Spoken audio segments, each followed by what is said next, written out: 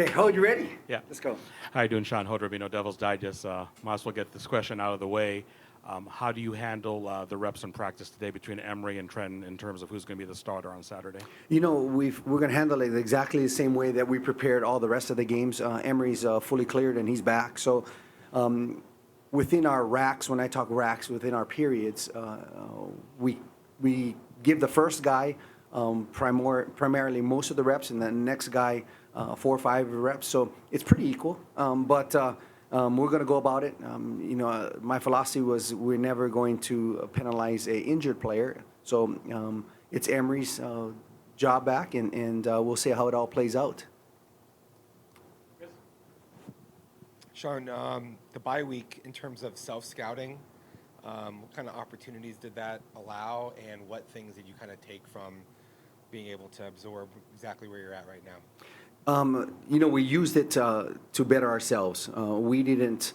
Our coaches went and had a couple more days to game plan for Stanford, and then waiting for the Notre Dame game. But we used it as a self-scout, like you said, for ourselves to get better at our deficiencies that we thought within the 2 practices. Go back and look at ourselves on mistakes that we've had, things that we need to work on, things that we forgot about in spring ball that we need to make sure it resurfaces again from a schematic standpoint. But overall, it was a good chance for us to look back and see what we're good at and how we're going to go and play the next half of the season. We've seen the increased sort of aggression that you've talked about with the offense in particular.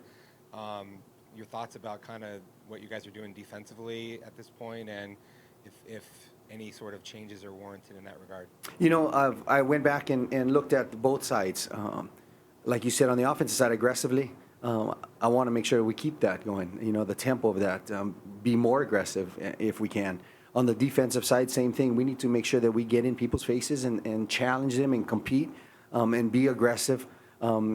The coordinators are hearing it from me every single day, that the style of play that I want to play. And so, but also making sure that they're comfortable with the play calls and of that sort. But they're hearing it from me. I want to be aggressive and take the game to our opponent, not sit back and play that bend, don't break. That's not my forte. My forte is make sure that we go and attack people. So whatever that means, that's how I would like to see it play out.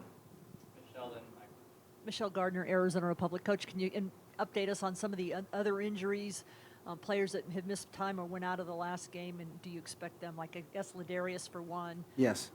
Holmes. Ladarius is going in for his final eval today on what he's going to do with his finger, and so we'll probably know this afternoon if he's going to go or not. But it looks like he probably won't. Everybody else we have back, and so that are probable. But we have back and have been practicing, so we're as in good of shape that we've been in the past couple weeks.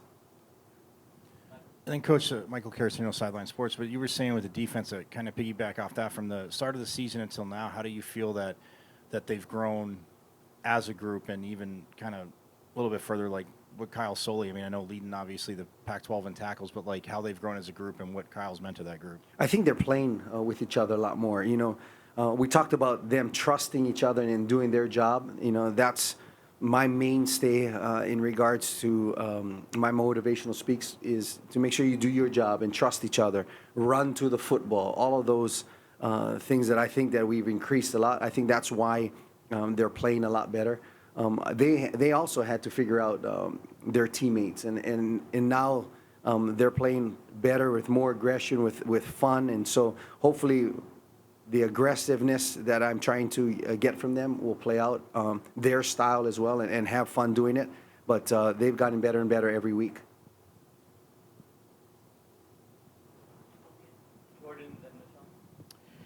Coach Jordan Ham, Sports 360 Hey, AZ. When you're, you know, we've seen all the recruiting efforts the past few weeks and getting everybody on campus and that sort of thing.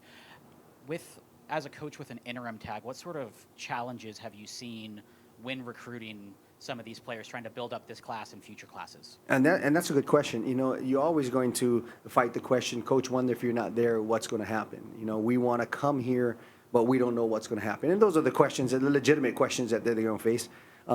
I told them that we're recruiting as if I'm here. And how that plays out, you know, it might be a thing where they wait until that decision is made and then make their decision. We're happy with what we're have gotten in response to guys that are very interested in coming here. It'll probably be a wait and see a little bit on their part, and I'm comfortable with that, especially with the parents and those talks I've been having with the parents. You'll be very surprised if it when it does play out. The other thing I've been seeing on Twitter, too, it seems like you've been reaching out to former players, too. What is your message to them, Ben? And it seems like in the past, maybe there's been a disconnect between the alumni, past players, and the coaching staff. So how are you trying to engage them, and what's to be gained there? You know, I spend a few hours every day trying to reach out to the alumni, and there's a broad base of alumni. To me, in building a successful football team, you need everybody. You need administration on your side and backing you. You need the community. You need everybody to make it all work. For me, knowing the alumni and how important it is for them being a Sun Devil, that just plays a part in it. I want to make sure that they are invited to all of our football games, any practice that they come, any events, so they're a part of that Sun Devil for life mentality. And so me just reaching out to them is just letting them know that they're welcome back in their own home, and they're welcome at any time. And so it's not a ploy for anything. It's just they need to make sure that they're comfortable and happy with what we're doing with their program. And it is their program, too. And so I'm just reaching out and letting them know that I understand where it has been in the past, and I want to make sure that they feel comfortable with our program now. Yeah, Sean, just following up on the quarterback situation a little bit. Are you of the mindset that you would be comfortable playing two quarterbacks, splitting series, or some incorporation of Trenton, even with Emory starting against Stanford? I've never been a fan of splitting quarterbacks just because the rhythm that somebody goes in. Now, if somebody's not getting the job done, I'm here to win football games too. And so if somebody's not getting the job done, I can make those decisions really quick. But I don't feel that splitting reps or splitting series. The continuity of the game doesn't bode well in my experience. But whoever's going to give me the best chance to win the football game and our team to win the football game, that's who I'm going to go with.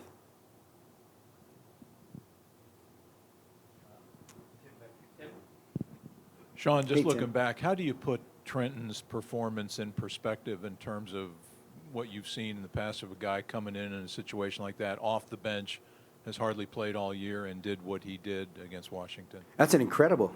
He did an incredible job.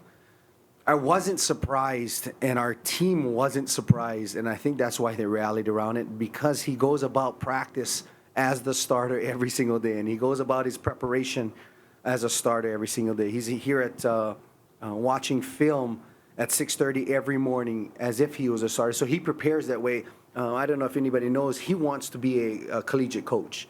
And so he goes about studying film and does that. So nobody was surprised of what he did. And that's why, you didn't see anybody heads down when he was warming up. They're going to all rally behind him because they understand exactly what he does in preparation. But for him to just come in with limited reps in practice and did what he did is extraordinary.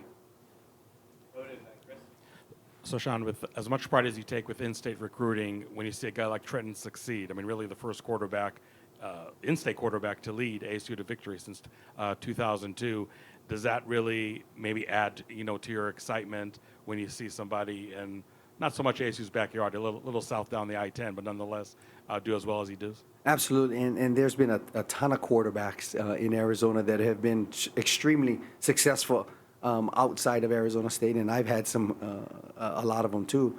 But the quarterback play, we need to have elite quarterback play at Arizona State. I've always built the philosophy, you build your team around elite quarterbacks. And so there is elite quarterbacks in Arizona. And so will it go back to recruiting those guys? I want to recruit the best, the most elite quarterback. And if it's an Arizona guy, absolutely. And so for him to do what he did speaks volumes for what Arizona football is about. Sean, can you give us your sense of just what Stanford is like in terms of their schemes and personnel? You know, they play good fundamental football. You know, they're always really pretty good in the interiors. You know, their front seven is pretty good. Their offensive line is pretty good. They will try to control the clock on you and keep the score at minimum and then see what happens at the end of the game. But Coach Shaw does a great job. And has done a great job with the type of athletes that he's had. But we want to make sure that, again, we are not playing that game of who's going to attack first. We want to make sure we take the game to them. And so they're a talented group. You know, they beat Notre Dame this past weekend. I watched the whole game from my hotel room, and it's going to be a good game when it comes to it. What do you think enabled that improvement against Notre Dame that they had? You know, I think they're getting back to running the football, and they have big receivers out there. They've always had, and, you know, they're going to play that matchup. But I thought from a defensive standpoint, they played really well as a team, ran to the football really well, were in your face on third downs that I thought they weren't prior. But they played a good team football and kind of took it to Notre Dame. Tanner McKee had a lot of success against you guys last year. So what are the challenges he presents? And then also their tight ends had a pretty good game against you guys last year. And how about defending that? You know, we're going to have to put pressure on Tanner. When he sits back in the pocket and has some time, he'll pick you apart. And so we're going to make sure that he's moving in the pocket and make him uncomfortable. The tight ends, we're going to have to make sure that people are on them. They are always used to 12, 13 personnel. They've always been very fortunate to have great tight ends, and they use them effectively, especially on third downs. So we need to make sure that we understand who they're going to go to on their third downs. But again, we need to make sure that we put as much pressure on Tanner as possible.